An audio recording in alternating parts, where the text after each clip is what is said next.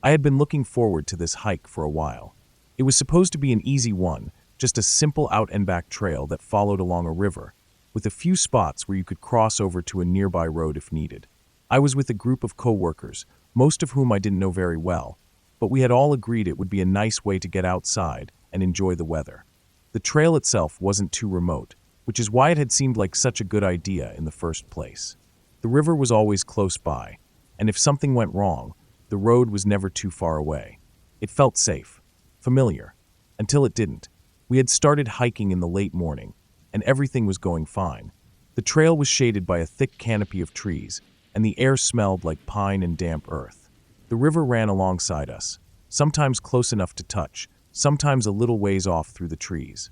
It wasn't too loud, just a constant background noise that mixed in with the sound of our footsteps and the occasional laughter from the group. The trail itself was well-worn, mostly dirt with a few sections of exposed rock where the river had eroded the ground away. Every now and then, we'd pass a crossing, a narrow stretch where you could step across some rocks or use a fallen log to get to the other side and take a shortcut to the road. At some point, I stopped to adjust my boot. The rest of the group kept moving, lost in their conversations, not realizing I had fallen behind. I wasn't worried about it. The trail was straightforward, and I could still hear their voices not too far ahead. I tightened my laces, stood up, and kept walking. I figured I'd catch up in just a minute or two. That's when I saw the truck. It was parked just off the trail, too close to be accidental. Someone had driven it right up to the edge, past where any normal person would have stopped. It was an older model, dark green, covered in dirt like it had been on a lot of back roads. The hood was still warm, and the windows were rolled down. A man was leaning against the driver's side door, watching me. He was dressed like any other hiker, cargo pants, a long-sleeved shirt, hiking boots. He had a baseball cap pulled low over his face, and a short beard that looked like it hadn't been trimmed in a while. He wasn't doing anything overtly threatening, but something about the way he was just standing there, waiting, made my skin crawl. "Hey there," he said. His voice was casual, friendly even. "Out for a hike?" I nodded, not really wanting to engage, but not wanting to be outright rude either. He kept talking, asking me how my day was going, if I was enjoying the trail. Just small talk, but something about the way he kept looking past me, scanning the trail behind me, made me uneasy. I realized that from where he was standing, he couldn't see the rest of my group. For all he knew, I really was alone. "You hiking by yourself?" he asked. His tone was still light, but the question sent a spike of adrenaline through me. I shook my head. "No, I'm with some people." He nodded slowly, like he was thinking that over. "Funny though, I don't see anybody." I forced a smile, trying to act casual. "They're just up ahead." He kept looking behind me, then back at me. You just seem kinda alone out here." The way he said it made my stomach twist. It wasn't just an observation, it was a statement, a reminder. I was alone, at least for the moment, and he wanted me to know that he knew it. I gripped the straps of my backpack a little tighter, forcing myself to stay calm. I had to act normal, act like nothing was wrong.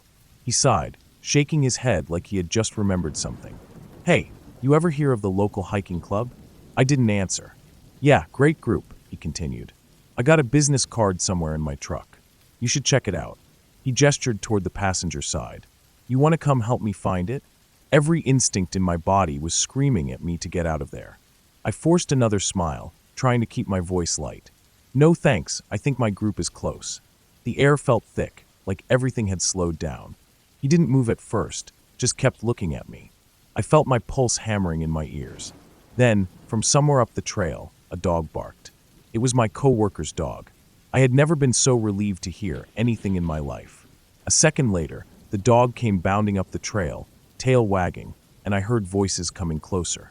I turned without another word and started walking fast, not running, but close to it.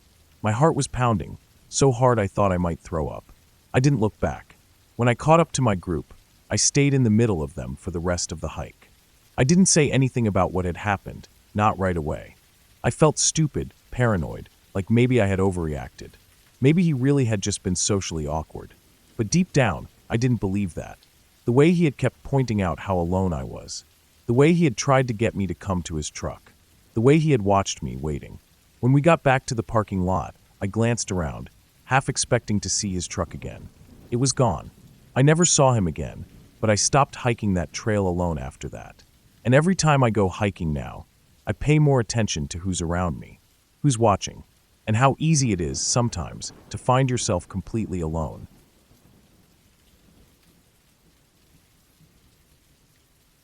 Hiking at night has always had a certain draw for me. The solitude, the crisp air, the way everything feels amplified in the dark. It's a whole different world compared to hiking in daylight. Sounds carry further, movements in the shadows seem bigger than they are, and the stillness gets into your head. I like to think of myself as someone who doesn't spook easily, but that night, I learned that fear can creep in, even when you know exactly where you are and what you're doing.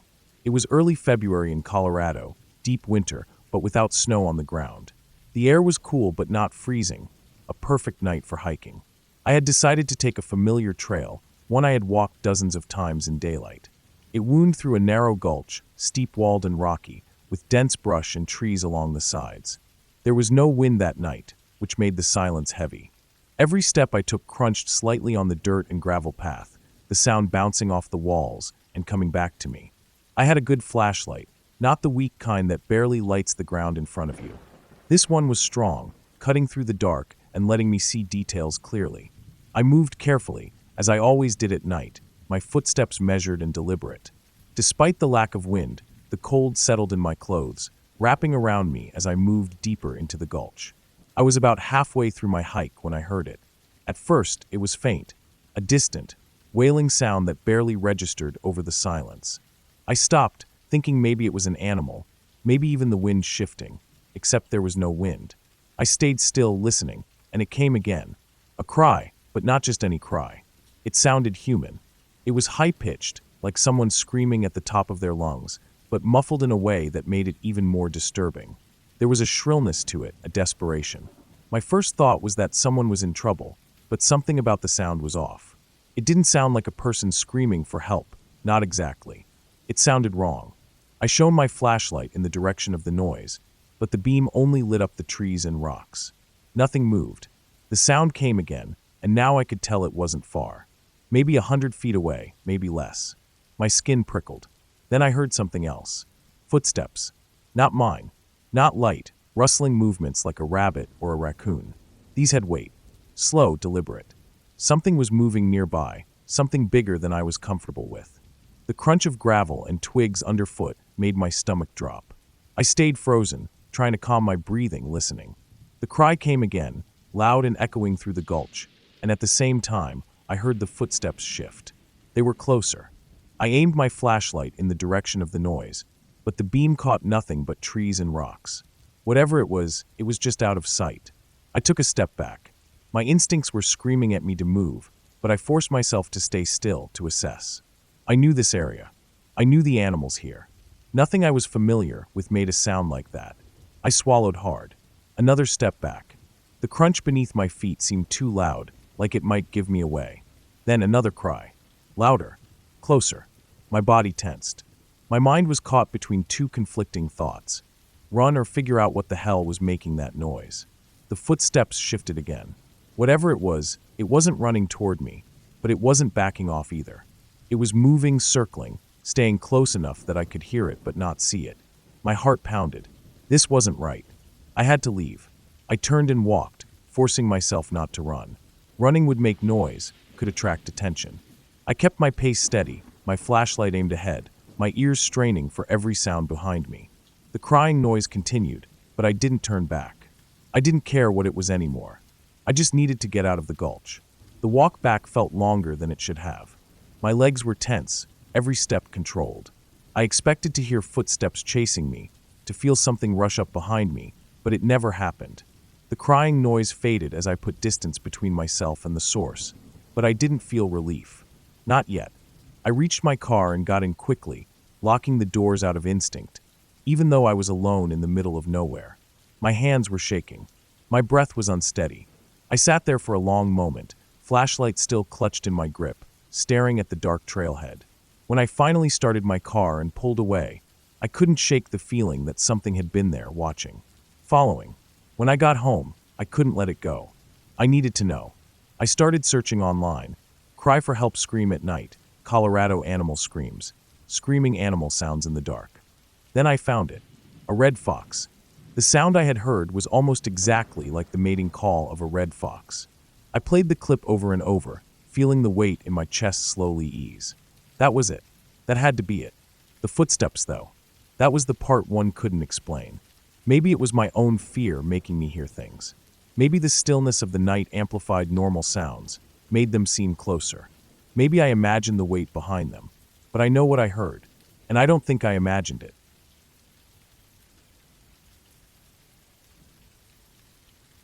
My wife and I had been planning our road trip to the Pacific Northwest for months.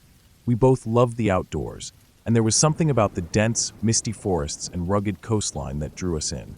It felt wild, untamed, and completely different from the flat plains we were used to. We loaded up the car with our gear, packed plenty of food, and hit the road. The drive itself was long but enjoyable. We took our time, stopping at small diners and scenic overlooks. It was supposed to be a trip to disconnect from everything. No emails, no phone calls, just the two of us and the wilderness. The trip was going smoothly until, somewhere along the way, we started hearing reports about a woman who had gone missing in a national park. Later, we learned that her boyfriend had killed her. It was all over the news.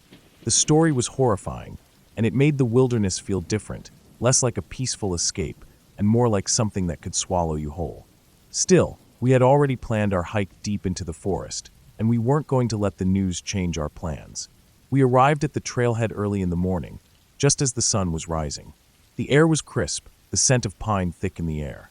The forest stretched out in front of us, endless and dark in some places, bright and golden where the sun filtered through the trees. We strapped on our backpacks, adjusted our gear, and set off. The trail was well-worn but not overly crowded.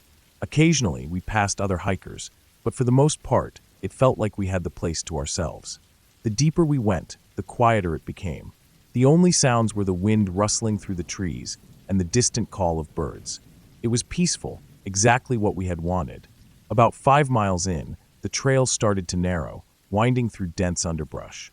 The trees were thicker here, their trunks towering high above us, blocking out much of the sky. The light took on a strange, muted quality, almost like dusk, even though it was still midday. It was then that we heard it. A scream. It was distant, echoing through the trees, but unmistakably human. A sharp, high-pitched wail that sent a chill down my spine. My wife stopped in her tracks, and I could see the fear in her eyes. We listened, straining to hear anything else, but the forest had gone silent. Then another scream. This time it was closer. It wasn't just the distance that had changed, it sounded different. More guttural, more desperate. My mind immediately jumped to the news story. A woman had been murdered in a place just like this. What if this was happening again? What if someone was out here, injured or worse? We stood frozen, unsure of what to do. Part of me wanted to turn around and head back to the car, but another part of me felt a responsibility to make sure no one was in danger. I hesitated for only a few seconds before deciding to move forward, slowly, cautiously. My wife followed close behind, gripping my arm tightly. We walked another few yards when the scream came again, but this time, it came from a different direction. My stomach dropped. That didn't make sense. It had been straight ahead of us a moment ago. Now it was to the right. Then, almost immediately, another scream sounded from behind us. That was impossible. A wave of cold panic spread through my body. My wife grabbed my wrist so hard that her nails dug into my skin. We weren't alone out here. And whatever was making those sounds, it was moving. Fast. I didn't say anything, didn't even have to. We turned and started walking back the way we had come, quickening our pace with each step. I kept looking over my shoulder, expecting to see something, or someone emerging from the trees. But there was nothing, just dense forest and shadows. The screams kept coming, bouncing through the trees, sometimes distant, sometimes impossibly close. It was like the forest itself was alive, throwing sound around in a way that made it impossible to tell where it was coming from. My heart was pounding. My wife was breathing hard beside me, her grip never loosening. Then suddenly it stopped. The forest was silent again, except for our hurried footsteps on the dirt path. No screams, no movement, just eerie, suffocating stillness. My legs felt weak, but I forced myself to keep going. It wasn't until we were nearly back to the trailhead that we finally saw another group of hikers. I was so relieved to see them that I almost laughed. We slowed down, trying to compose ourselves, not wanting to look like we had just run for our lives. As we passed them, I heard one of them mention something about elk.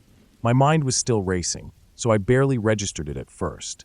Later, back at the car, I finally pulled out my phone and searched for sounds elk make. And there it was. The same high-pitched, almost human-like wail. It was called bugling, a sound bull elk make during the rut to attract females and challenge other males. I let out a long breath and looked over at my wife. She was staring at the screen, listening to the recording, then back at me. We had been terrified out of our minds by a group of elk. I let out a small, nervous laugh. My wife didn't laugh, not at first, but after a few seconds, she exhaled sharply and shook her head. We sat in silence for a long moment before finally pulling out of the parking lot. The fear had been real, but looking back, it seemed almost ridiculous. Almost. Because in that moment, in the middle of the forest, when the sounds had surrounded us and our minds had convinced us of something far worse, it hadn't felt ridiculous at all. It had felt like something was hunting us. Even now, when I think back on that trip, I don't feel embarrassed about how we reacted. It's easy to rationalize fear when you're safe. But out there, deep in the woods, with the trees closing in and the screams echoing around us, it didn't matter what was logical. All that mattered was getting out. And we did. That was enough for me.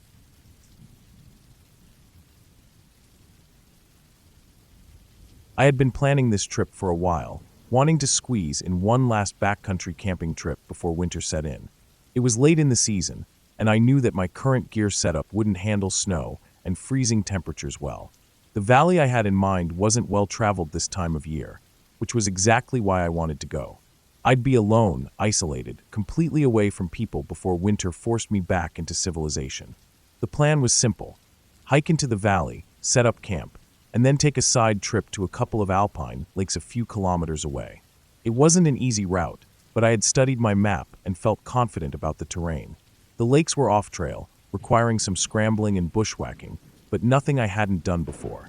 I got a late start, mostly because I got a little too ambitious on my way in. There were some viewpoints I wanted to check out, and I took my time. By the time I finally arrived at my campsite, the sun was already starting to sink lower in the sky. The valley was quiet, and as expected, I was the only one there. At least for now. There were occasional grizzly warnings in this area, and although I hadn't seen any sign of bears, I didn't want to waste any time. I set up my tent quickly, made sure my food was properly stored, and then grabbed a small pack for the hike to the lakes. I had maybe an hour and a half of good light left before dusk. The first part of the route was easy. There was a faint trail, likely used by animals more than people, but it disappeared after about 15 minutes. After that, I was just moving through the woods, picking my way through brush and over fallen logs. The climb up to the lakes would be steep, but nothing too technical. I called out frequently as I hiked, a habit I'd picked up in bear country. Hey ho! Just to make my presence known. If there was a bear ahead, I wanted it to hear me before I stumbled right into it. The last thing I wanted was to surprise a grizzly. About a kilometer from the lakes, I called out again. Hey ho! And then I heard it back. Hey ho! It was a woman's voice. Loud, clear, and close. It sounded like she was right behind me. I stopped dead in my tracks. My brain scrambled to process what I'd just heard. I turned around instantly, expecting to see someone there. But there was no one. Nothing but trees and fading light. I stood there listening. My breathing was heavy, my heart pounding in my chest. I waited, expecting to hear footsteps, movement, anything. But there was nothing. Just silence. I felt my stomach drop. My first instinct was that someone else was out here, but that didn't make sense. There were no other cars at the trailhead when I arrived, and anyone coming into this part of the valley would have had to pass through the campsite or take a very difficult route over the mountains. I waited a little longer, scanning the trees, expecting someone to step out from the brush. Maybe a solo hiker like me, maybe someone playing a joke. But no one appeared. I debated turning back right then and there. Every instinct in me was screaming that something was off. But I had come this far, and I was so close to the lakes. I pushed forward, moving quickly, my senses on high alert. I checked over my shoulder frequently, but I never saw anyone. I reached the lakes in record time, but I barely took them in. Normally, I would have spent some time exploring, maybe taken a break to enjoy the view. But I felt too exposed, too unsettled. The last of the light was draining from the sky, and I didn't want to be out here in the dark. I turned around and practically ran back down the slope. Every rustling branch, every snapped twig had me spinning around, expecting to see someone there. But I never did. By the time I reached my campsite, it was nearly dark. My breathing was heavy, and my hands were shaking as I fumbled with my headlamp. To my relief, a few other campers had arrived while I was gone. 2 tents were set up nearby, and a couple of people were moving around with their headlamps on. I forced myself to calm down. Maybe I had imagined it. Maybe my own voice had echoed in a strange way. I wanted to believe that. The other campers were friendly enough, but when I asked if any of them had been out in the woods near the lakes, they all shook their heads. They had arrived only an hour ago, and they hadn't seen anyone else on the way in. In fact, part of their hike was along a ridge that overlooked the forest, and they would have seen anyone moving through it. That left me with only one explanation. Whoever had called back to me had either left the valley completely or was still out there, somewhere in the dark. I barely slept that night. Every sound outside my tent had me wide awake, my hand on my knife, my body tense. But nothing happened. The next morning, I packed up quickly. I had planned to stay another night, but I wasn't comfortable anymore. I didn't want to spend another evening looking over my shoulder. The hike out was uneventful, and when I reached my car, I felt an overwhelming sense of relief. But as I drove away, I kept thinking about that voice, about how close it had sounded, about how, even though I had looked, I had never seen anyone. I don't have an explanation for what happened. Maybe there was another hiker out there, someone passing through at the exact moment I was. But if there was, they must have left in total darkness, without a headlamp, without ever making another sound. I've been on a lot of solo trips, but I haven't been back to that valley since.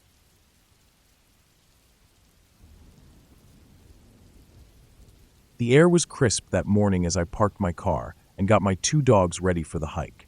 It was a simple 3-mile loop around the lake, something we had done dozens of times before. The lake trail was one of my favorite spots, quiet, peaceful, and usually empty except for the occasional jogger or fisherman on the banks. The water was still, reflecting the trees that lined the shore, their autumn leaves beginning to scatter onto the dirt path. The morning sun peeked through the branches, casting long shadows across the trail as we started walking. Toby, my black lab, trotted dutifully beside me, his big brown eyes scanning our surroundings. He was always calm, steady, and obedient.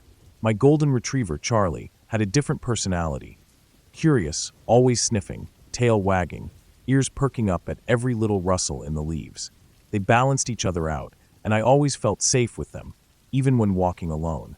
The trail was peaceful, just the crunch of my boots against the dirt and the occasional splash of a fish jumping in the lake. A slight breeze stirred the leaves, sending a soft rustling through the trees. It was one of those moments where everything felt perfectly normal, like any other hike we had done before.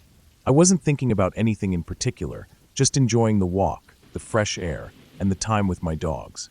About halfway through the loop, the trail narrowed slightly as it curved around a thicker patch of woods. That's when I saw him, a jogger, coming toward me from the opposite direction. He wasn't running anymore, just walking at a quick pace, his breathing a little heavy. As he got closer, something about him felt off. His clothes were normal, running shorts, a sweat-wicking shirt, sneakers, but there was something about the way he moved that made me instinctively grip Toby's leash a little tighter. "Hey," he said, stopping a few feet away. "I think I'm lost. Can you tell me how to get back to the parking lot?" I glanced around, making sure I had heard him right. This was a loop. No matter which way he went, he would eventually end up at the parking lot. "You can go either way," I said, motioning with my hand. "It's a loop. Just keep going and you'll get there." He hesitated, shifting his weight from foot to foot.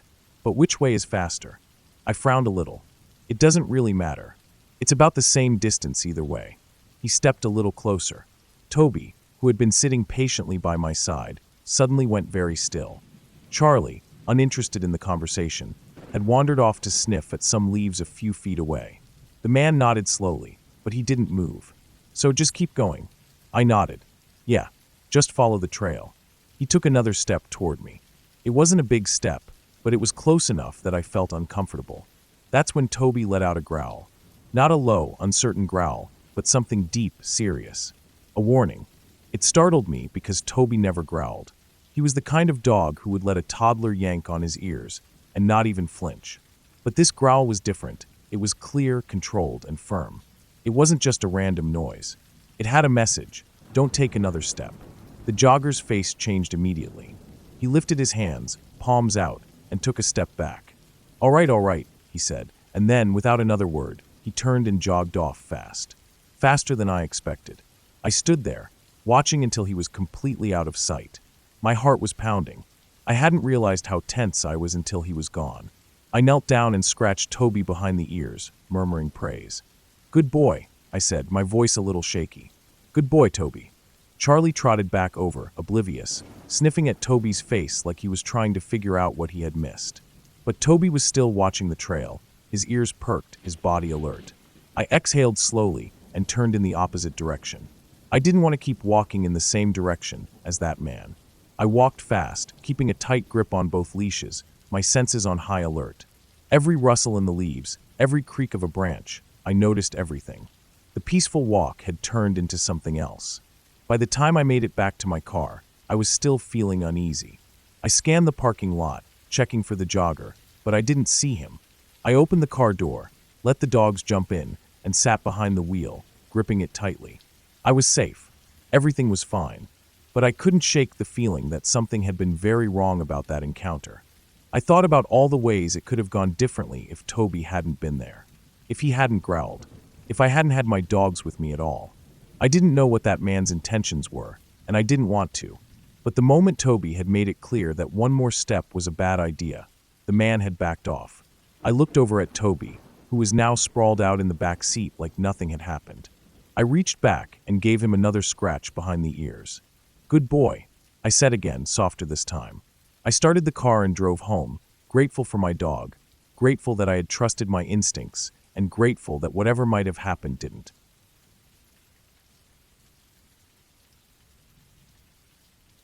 I don't typically get creeped out.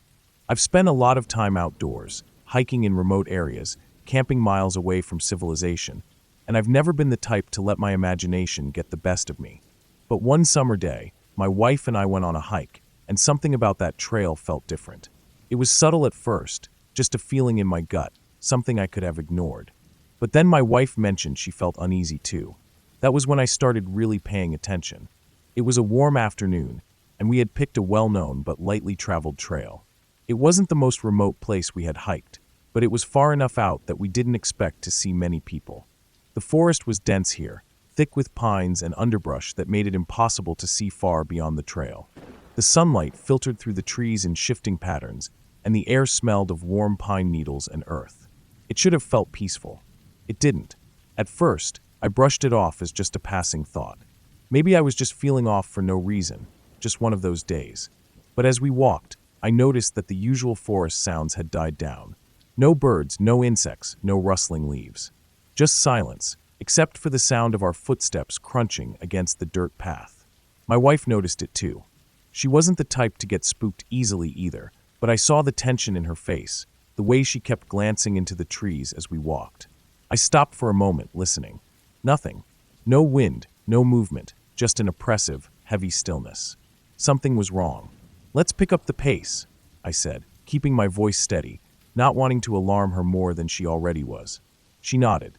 We turned around and started walking faster, not quite running, but enough to cover ground quickly. The uneasy feeling wasn't going away. In fact, the further we went, the stronger it got. My back felt exposed. I had that creeping sensation you get when you know someone is watching you, except I couldn't see anyone. A little ways down the trail, we came across a woman walking with her dog. The dog, a medium-sized mutt, had its ears pinned back and was sticking close to her legs. She slowed as we approached, giving us a quick, uncertain look before asking, "Have you seen any wildlife up there?" The way she said it told me she already knew something was off. Her dog was acting strangely, clearly picking up on something in the area.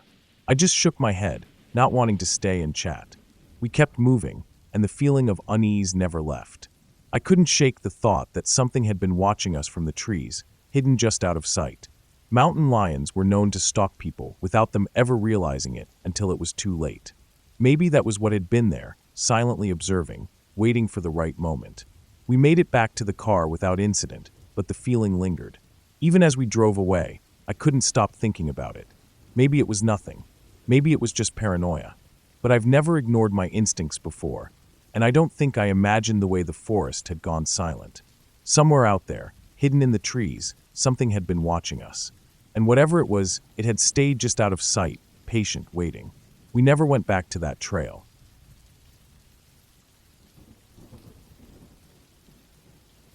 I used to hike this trail once a week near my college. It was my go-to escape from classes and the stress of assignments. It wasn't an easy hike, especially at the beginning. The first mile was all uphill, winding through thick woods with little openings in the canopy. The climb burned my legs every time, but I pushed through because I knew what came after. A gradual decline with stunning views, rolling hills stretching out, and a creek bed that led me back to the parking lot. It was always worth the effort. I had a ritual when I reached the top. There was a large, flat rock overlooking a deep gully. I'd sit down, catch my breath, and take in the view. The air was always cooler up there, the wind cutting through the trees, making everything feel peaceful. It was my reward for the climb. One day, after resting as usual, I stood up and started walking down the path. Almost immediately, something felt off. It wasn't pain or exhaustion. It was something deeper, like my body was telling me not to go any further. I paused, trying to shake the feeling. I wasn't used to anything unsettling on this hike. It had always felt like a safe place, familiar, predictable. I decided to step back to my resting spot, and just like that, the feeling vanished. That was weird. Maybe I needed to catch my breath a little longer. I waited a bit, then started walking again. I got a little further down the trail, maybe 20 or 30 yards, before the feeling came back. This time, it was stronger. A cold, creeping dread spread through me, and I felt an overwhelming sense that I was being watched. Not just that uneasy paranoia when you're alone in the woods, but something sharper, more certain. I stopped in my tracks, every instinct screaming at me to turn around. My brain tried to rationalize it. Maybe I was just spooked for no reason. Maybe my mind was playing tricks on me, but I couldn't shake it. I turned around and headed back the way I came, walking fast but steady. The feeling didn't go away. It followed me the entire way down the mountain. The whole descent, I kept checking over my shoulder, scanning the trees, listening for movement. Nothing. No sounds beyond the usual rustling leaves and chirping birds. No sign of anything unusual. But the feeling never left. When I reached the parking lot, I turned to look back up the trail. I still saw nothing. The second I got inside my car, though, I felt completely fine. Safe. It was like something had lifted the moment I was inside. I turned the car on and left, but the unease stuck with me. I knew, without a doubt, that if I had continued down that trail that day, something bad would have happened. I don't know what, but I wasn't about to find out. Years later, I had a similar experience in the Wichita Mountains of Oklahoma. It was a rugged area, full of rocky outcrops, rolling plains, and scattered trees. I had gone out there to explore for the day, picking trails at random, climbing over boulders, and pushing further into areas that looked interesting. The terrain was rough, but I enjoyed that. It felt like real exploring, not just a casual walk in the woods. At some point, I found myself climbing between two large rock formations. It was a tight space, shaded from the sun, and something caught my eye on the ground. At first, I thought it was just more buffalo dung. Those were everywhere out there, dried up and scattered along the trails. But this wasn't buffalo. The shape was different. The size was smaller, but still large enough to catch my attention. It was fresh. Mountain lion. A cold wave went through me. I immediately felt that same unmistakable sense of being watched. My heart started pounding as I realized how exposed I was. I was in a tight space between rocks, with no clear way to see what was above or around me. If a mountain lion was nearby, I was in a bad position. I had no weapon, no protection, and no easy escape. I turned around and made my way back down, fast but careful. Every instinct told me not to run. Running could trigger a predator's instinct to chase. I kept my eyes moving, checking every ledge, every shadow, every high point where something could be watching. The feeling didn't go away. It stayed with me the entire way down. As I reached the lower part of the trail, I passed by a small pond near the trailhead. The bank was damp from recent rain, and in the mud, I saw them, massive paw prints. Fresh, pressed deep into the earth. There was no question about it now. A mountain lion had been nearby, possibly watching me the entire time. I didn't linger. I got to my car, got inside, and locked the doors, even though I knew that wouldn't help if something really wanted to get in. But just like before, The second I was inside, I felt safe again. The feeling of being watched was gone. I started the engine and drove away, heart still racing, mind still replaying every second of the past hour. That was the last time I hiked that area alone. I still love hiking, but after that experience, I take more precautions. I carry protection when I can. I stay more aware of my surroundings, and I trust my instincts. If something doesn't feel right, I don't push my luck, because sometimes that feeling isn't just paranoia. Sometimes it's a warning.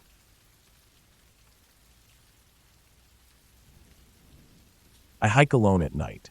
Not always, but often enough that it feels normal to me. My dog is my only company. I like the solitude, the way the world feels different when it's dark and quiet. That night was cold, crisp. The kind of cold that makes the ground hard and dry, that turns breath into small clouds. The sky was clear, and the moon was full, bright enough to cast shadows. I had been hiking for a couple of hours, making my way up a familiar mountain trail. The incline was steady but manageable. I moved carefully, avoiding loose rocks, listening to the occasional rustle of small creatures in the brush. My dog trotted ahead, his ears twitching, always aware of things I couldn't see. I trusted him. If he wasn't concerned, neither was I. I don't use a headlamp when I hike at night. The moon is enough, and I don't want to be seen. Not because I'm doing anything wrong, just because I prefer it that way. There's something about being unnoticed in the darkness that makes me feel safer, like I'm a part of the night rather than an intruder in it. I avoid wooded areas, where the shadows are too deep, where the sounds change, where the dark is heavier. I stick to open spaces, where the sky is vast and the moonlight touches everything. That night, I had stopped to take a picture of the moon. It was surrounded by a halo, a perfect ring of light caused by ice crystals in the upper atmosphere. It was beautiful. I pulled out my phone, aimed it at the sky. The flash went off. I hadn't meant for it to. I never used the flash. The burst of light was jarring, unnatural against the soft glow of the moon. I frowned, checked my settings. The flash was off. Strange. I put my phone away and kept walking. A while later, I heard something, running steps. Fast. Urgent. The sound carried through the night, sharp against the quiet. Then a light appeared, bouncing unsteadily, moving toward me. A headlamp. Someone was running in my direction. I stopped. My dog stopped. I stood still, watching, waiting. The runner came closer. I could see him now, a man in a t-shirt and shorts. He was moving quickly, but not easily. His strides were uneven. I could hear his breathing, ragged and desperate. He slowed when he saw me. Staggered. Stopped. He was panting, his breath coming out in harsh gasps. He looked at me, wide-eyed, chest heaving.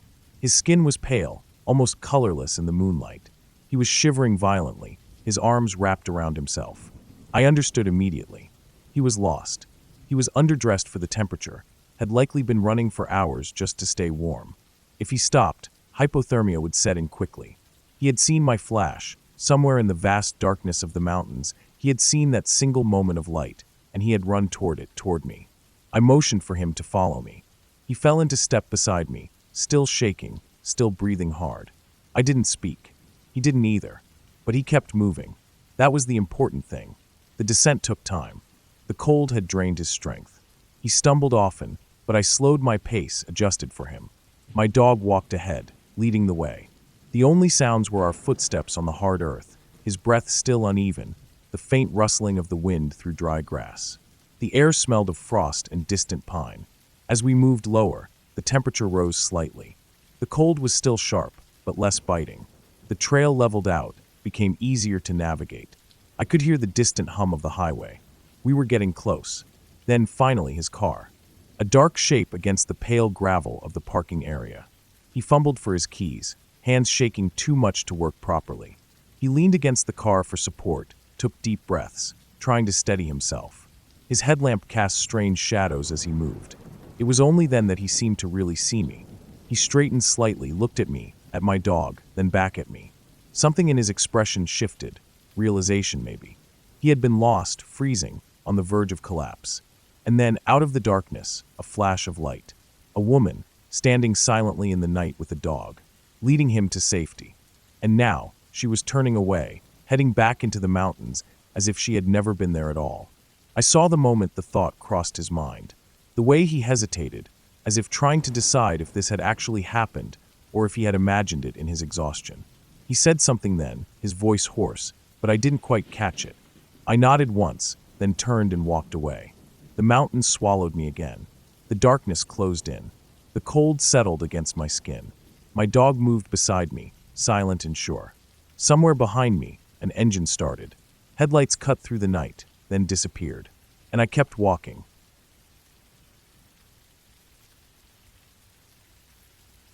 I woke up early that morning, earlier than I normally do, feeling an odd sense of restlessness.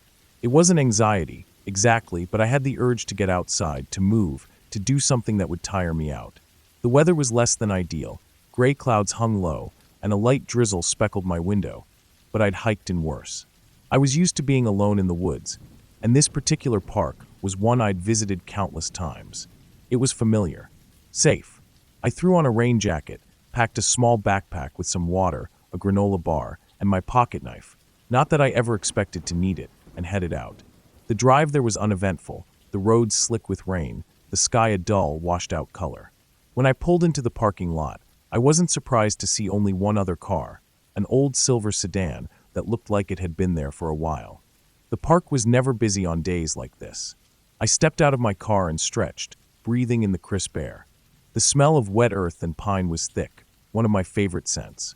The trailhead loomed ahead, the entrance framed by towering trees, their branches weighed down by moisture. I set off at an easy pace, the damp leaves muffling my steps. The woods were quiet. Too quiet. Normally, even in bad weather, I'd hear birds, the rustle of small animals, the occasional crack of a branch as a deer moved through the underbrush. But today, nothing. Just the distant patter of rain on leaves and the sound of my own breathing. I told myself it was just the weather. Animals hunkered down in the rain, after all. But about a mile in, something changed. It was subtle at first, an uneasy feeling creeping in at the edges of my mind. The kind of feeling you get when someone is watching you. The hair on the back of my neck stood up, and a cold, nervous energy settled deep in my stomach. I kept walking, trying to shake it off, but with every step, the feeling got worse. I started noticing things I hadn't before. The way the trees seemed to close in around me, the way the shadows looked just a little too deep, a little too dark. The air itself felt heavier, pressing in on me from all sides. I stopped and listened. Still nothing. No wind, no rustling leaves, no distant calls of birds. Just silence. Thick, suffocating silence. My pulse quickened, but I still had no reason to be afraid. I'd been here dozens of times. I knew these trails. There were no large predators in the area, nothing that should be making me feel like this. But my body didn't care about logic. Every instinct I had was screaming at me to turn around and leave. Now, I stood there for a long moment, my breathing shallow, my fingers clenched around the straps of my backpack. I scanned the trees, the trail ahead, the bushes to my sides. Nothing moved. And yet I felt it. Felt something. A presence, just beyond my line of sight. Watching. Waiting. My skin prickled, and suddenly, I couldn't take another step forward. It wasn't fear of what I could see. It was fear of what I couldn't. I turned on my heel and started walking back the way I came. Not running. Running would mean I had a reason to run, and I didn't, not yet. I forced myself to keep a steady pace, my ears straining for any sound, any sign that I wasn't alone. A few minutes passed. Then something cracked behind me. I froze. It wasn't a small noise. It wasn't the sound of a twig snapping under the weight of a falling raindrop. It was deliberate. Heavy. I turned my head just slightly, my eyes darting over my shoulder. Nothing. But the feeling was worse now, so much worse. It was unbearable, pressing down on me like a weight, making my chest tight and my hands shake. I picked up my pace, walking faster, my breath coming quicker. I didn't dare look back again. Then, ahead of me on the trail, movement. My heart slammed against my ribs, and I nearly stumbled. A shape, partially hidden behind a tree. Tall. Still. Watching. I didn't think. I just ran. Branches whipped at my face, my feet slipping on the wet ground as I sprinted down the trail. The parking lot felt miles away, my lungs burned, my legs ached, but I didn't stop. Couldn't stop. I burst out of the trees and into the clearing where my car sat waiting. Without hesitation, I yanked open the door, threw myself inside, and locked it. My hands were shaking so badly I could barely get the key in the ignition. The engine roared to life, and I peeled out of the lot, gravel spraying behind me. I didn't slow down until I was miles away, my chest heaving, my hands still gripping the wheel like a vice. I don't know what I saw. I don't know if I saw anything at all. But something was out there that day, something that sent every instinct in my body into overdrive. I haven't been back to that park since.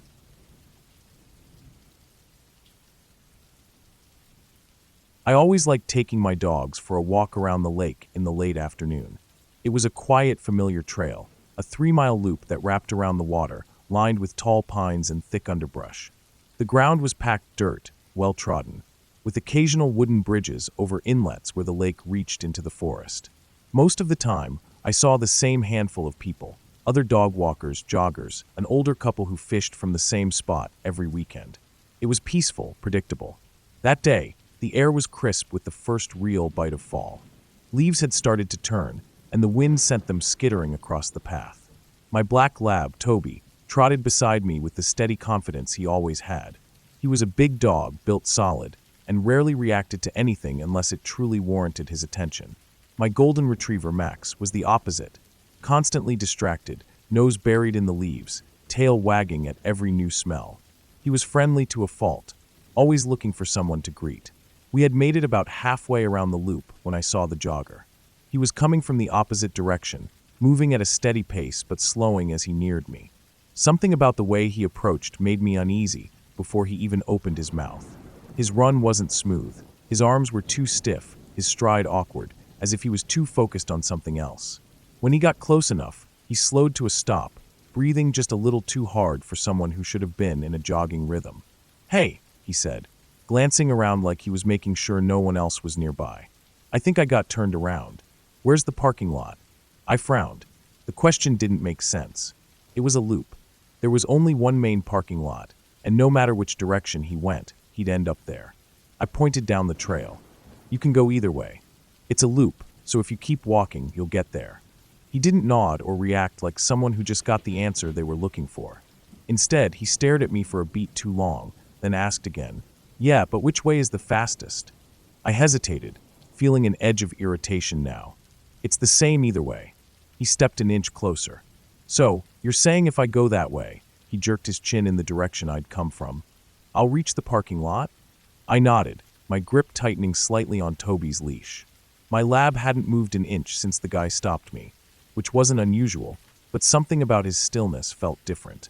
His head was high, his ears slightly back, body rigid. Max, oblivious, had started sniffing around in the leaves, uninterested in the conversation. The jogger took another small step forward. "And if I go the other way?" Something in my gut twisted. He wasn't confused. He wasn't lost. He was stalling. Testing. "It's a loop," I said again, voice flatter now. "Just keep going." That's when Toby growled. It was low and deep, vibrating through the leash into my hand. It wasn't the kind of growl dogs make when they're playing or mildly annoyed. This was a warning, one that meant business. I had never heard Toby make a sound like that before, not once in his life. The jogger froze. His eyes flicked to Toby, and for the first time, I saw something shift in his expression. He hadn't been nervous before, but now he was. Slowly, he raised his hands in the universal "I'm not a threat" gesture, took a step back, then another. And then, without another word, he turned and ran. Not jogged, ran. Fast. Too fast for someone who had supposedly been tired and lost a minute ago. I stood there, pulse hammering, staring after him. My body hadn't caught up with what my instincts already knew. Something was wrong with that man. He had pushed too hard, ignored my answers, and kept stepping into my space. He hadn't been just a lost jogger. My mind scrambled over the details. He wasn't carrying a phone, wasn't wearing any earbuds, no watch on his wrist. He had no water, no gear, nothing but a pair of running shoes and shorts, despite the chilly weather. And the way he'd looked at me, no, not at me, at my dogs, measuring, calculating. He had been sizing up the situation.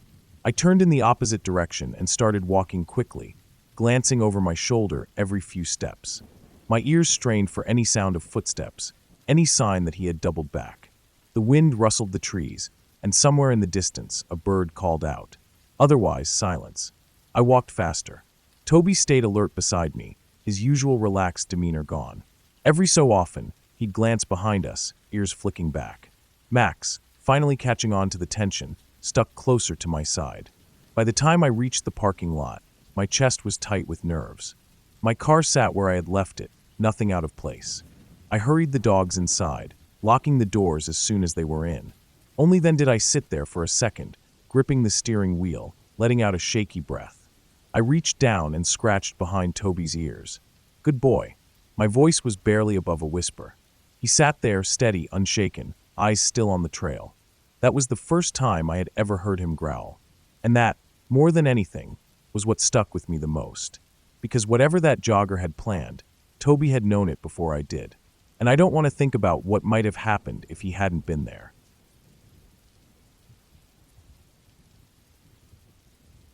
Hiking alone had always been my escape.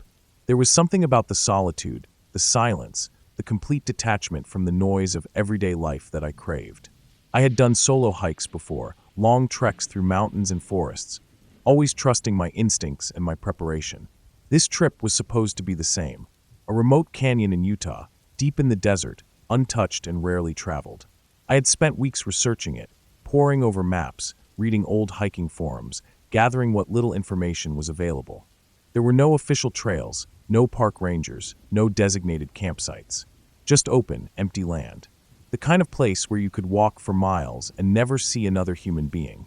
That's exactly what I wanted.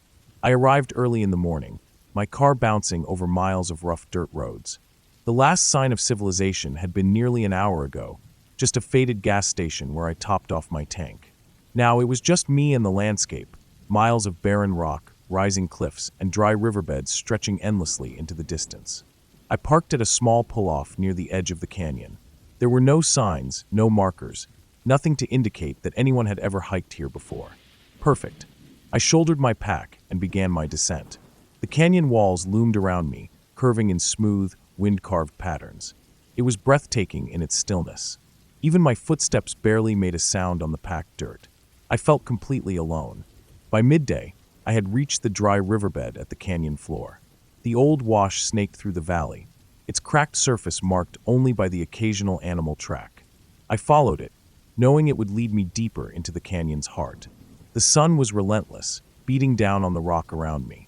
I found shade beneath an overhanging ledge and stopped for water and a quick meal. That's when I saw it, a single footprint in the dirt. At first, I felt relieved. It meant someone else had been here, another hiker, maybe. But as I looked closer, unease settled in my stomach. The print wasn't heading in any particular direction. It didn't cross my path or lead away. It was just there, in the middle of the wash. Alone. I scanned the ground around it, but there were no other prints. No signs of approach or departure. Just that one perfect mark. I told myself it was old, maybe partially erased by the wind. But I couldn't shake the feeling that something was off. I pressed on. The canyon walls tightened as I walked, rising higher, the space between them narrowing. The sky above was just a thin ribbon now. It was the kind of place where sound should echo, but my footsteps felt swallowed by the silence. By late afternoon, I found a flat, sheltered spot near a boulder and set up camp. I built a small fire, even though I didn't need it for warmth. Something about the place made me want the comfort of flames. I ate quickly, the quiet pressing in on me. The stars appeared overhead, sharp and clear in the desert sky. I let my eyes close, listening to the distant crackle of the fire. Sometime later, I woke up. At first, I didn't know why. The fire had burned down to embers, casting faint orange light across the rock. The air was still. Then I heard it. A scream. Distant, but unmistakably human. It echoed through the canyon, bouncing off the stone. Long drawn out. I sat up, my pulse hammering in my ears. It didn't sound like an animal. It didn't sound like the wind. Then it came again. Closer. My stomach nodded. I reached for my knife, gripping it tight. My flashlight beam cut through the darkness, illuminating nothing but rock and empty space. The scream faded, leaving only silence. I stayed awake for the rest of the night, my back pressed against the boulder, knife in hand, waiting. But nothing else came. By morning, the canyon felt normal again. Sunlight filtered through the rock, filling the space with warmth. The fear from the night before felt distant, almost ridiculous. I packed quickly and started hiking, putting as much distance between me and that campsite as possible. An hour later, I saw another footprint. This one was fresh. and it was behind mine. I stopped cold, my breath caught in my throat. I turned slowly, scanning the canyon walls, the dry riverbed, the narrow passages of rock. Nothing. But someone had been following me. I moved faster, heart pounding, every muscle on edge. I kept glancing over my shoulder, expecting to see movement, but the canyon remained empty. For the next few hours, I saw no more footprints, no signs of life. But the feeling never left me, that crawling sensation on the back of my neck, the certainty that I wasn't alone. By late afternoon, I reached the narrowest part of the canyon, a tight passage where the walls closed in on either side, barely wide enough for me to squeeze through. I hesitated. Something about it made my skin crawl. But there was no other way forward. I took a breath and stepped inside. The rock pressed in around me, the light dimming. I moved quickly, my footsteps muffled by the stone. Halfway through, I heard it. A whisper. Right behind me. I spun, my knife raised. There was nothing there. The passage was empty. I didn't wait. I ran. I burst out into the open canyon, gasping for breath, my entire body shaking. I didn't stop moving. I hiked without rest, pushing myself long past exhaustion, until I finally saw the edge of the canyon, the place where I had parked. Relief hit me like a wave. But as I reached my car, something made me turn. And that's when I saw them. Fresh footprints, leading right up to where I had parked. But there were no footprints leading away. I didn't hesitate. I threw my pack in the car, started the engine, and sped away, dust kicking up behind me. I didn't look back. I don't know who, or what, was in that canyon with me. And I don't want to find out.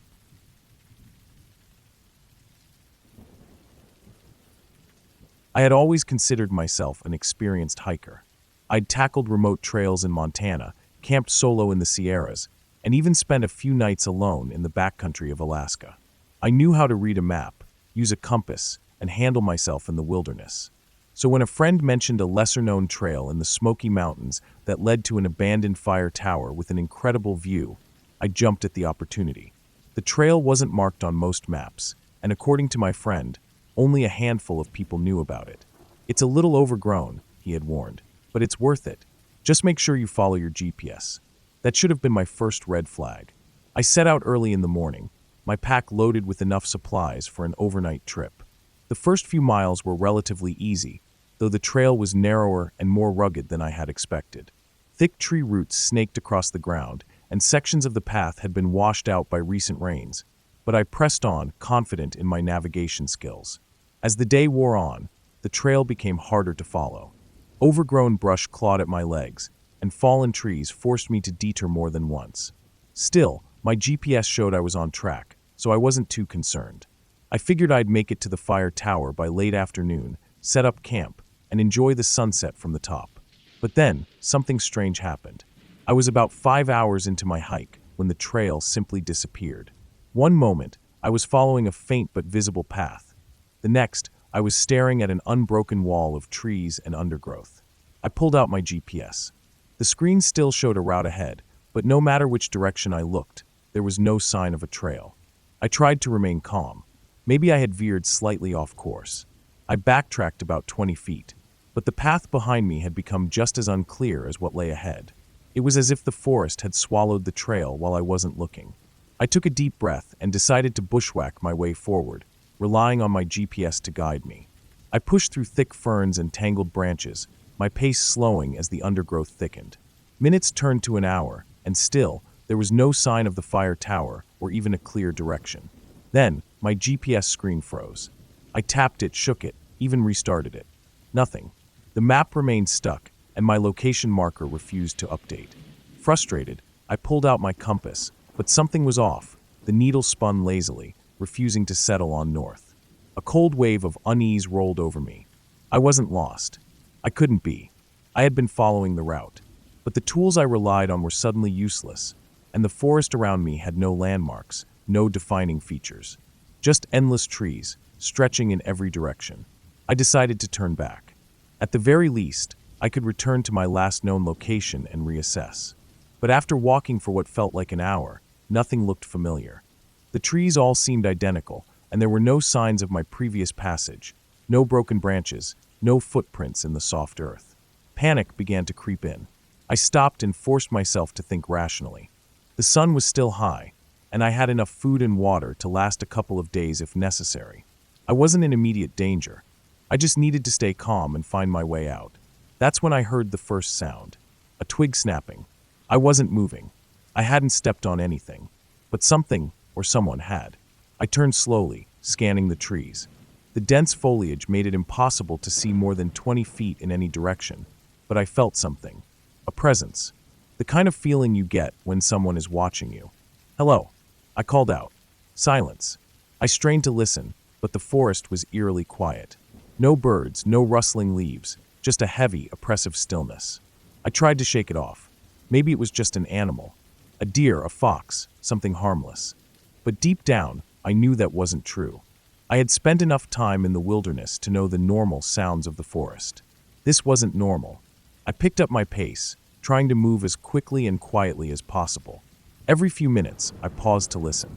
Nothing, but the feeling of being watched didn't go away. As the afternoon wore on, the light began to fade. I knew I needed to set up camp before nightfall. I found a small clearing and hurriedly pitched my tent, keeping my knife close at hand. I ate a small meal, but my appetite was gone. The silence was suffocating. Then, just as I was about to crawl into my tent, I heard it again. Footsteps. Slow. Deliberate. They circled my campsite, just beyond the ring of trees. I held my breath, gripping my knife so tightly my knuckles turned white. "Who's there?" I forced out, my voice barely above a whisper. The footsteps stopped. I waited, every muscle in my body tense. Minutes passed. Then an hour. Slowly, the adrenaline faded, and exhaustion took over. I sat against a tree, my knife still in hand, and at some point, I must have fallen asleep. When I woke up, it was morning. The forest was quiet, but the sense of unease hadn't left. I quickly packed up my gear and started walking. I didn't care if I had to hike all day. I just wanted out. About an hour into my trek, I found something that made my stomach drop. Footprints. Not mine. Not an animal's. They were deep, human, and followed my exact route from the night before. They led right up to where I had slept, then disappeared. I didn't run. I wanted to, but I forced myself to keep moving at a steady pace. If someone was out there, I didn't want them to know I was panicking. By midday, the forest started to thin. Then, suddenly, I stumbled onto a marked trail. Relief flooded me. I followed it for what felt like forever until I finally saw the parking lot where I had left my car. As I loaded my pack into the trunk, I glanced back at the trail. That's when I saw them. Fresh footprints, leading right up to where I had parked, but never leaving. I got in my car and drove without stopping. I never went back to that part of the Smokies, and I never told my friend what had happened, because the scariest part wasn't that I had gotten lost. It was that I wasn't alone.